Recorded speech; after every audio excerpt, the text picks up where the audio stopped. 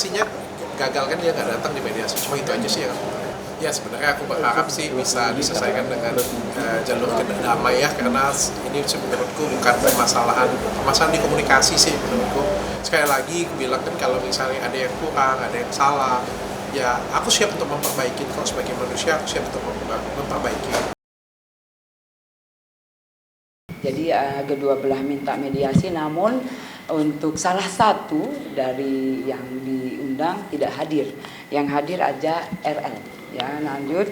Kemudian kemarin dilakukan mediasi tanggal 27 Maret 2025. Kemudian dari saksi kita sudah memeriksa 8 orang saksi ya, mulai dari saksi-saksi yang jelas dari korban, pelapor, kemudian dari ahli-ahli, semua dari pidana sudah kita periksa. Polres Metro Jakarta Selatan itu menjembatani ya, dengan mediasi yang memang diminta pasti dari Polres Metro Jakarta Selatan, tentunya dari penyidik menjembatani. Dokter ini sebenarnya paling nggak mau, tapi kok semakin lama semakin kesini doyan banget. Lo tuh pada apa gitu loh? Dari mulai yang nggak mau, akhirnya semakin terpicu, dan akhirnya dibilangin oleh teman-teman juga, udah dong kalau sudah kayak begini lebih baik kita harus melawan. Dari saya kan sudah berusaha untuk membangun komunikasi ya. Saya tuh diarahkan oleh pertama yang akan saya itu Ustadz Felix Xiao. Ustadz Felix Xiao itu bilang, saya minta petunjuk dari Pak Ustadz Felix Xiao kan, apa yang harus saya lakukan nih Pak Ustadz, saya ketemu masalah seperti ini, saya bilangkan.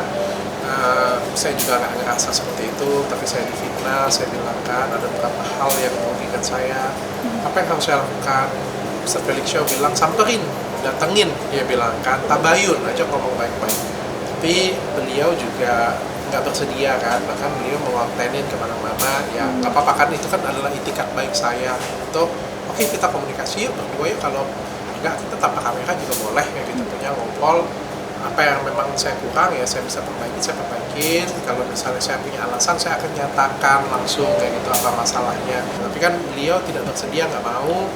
Ya bahkan kemarin juga mungkin beberapa masyarakat agak lupa, waktu di podcast dengan Densu kan beliau yang ngundang dan nantangin berkali-kali kan, tapi itu nggak datang juga kan. Dan saya tuh berat hati untuk saya datang ke podcast tersebut. Sebenarnya saya nggak mau, tapi ya demi untuk bisa komunikasi ya udah kita datang. Tapi kan beliau juga nggak datang pada saat itu. Ya, jadi saya juga bingung harus mau ngapain lagi kayak gitu. Bagaimana sih cara menyelesaikan masalah ini? Bagaimana supaya kita bisa berkomunikasi?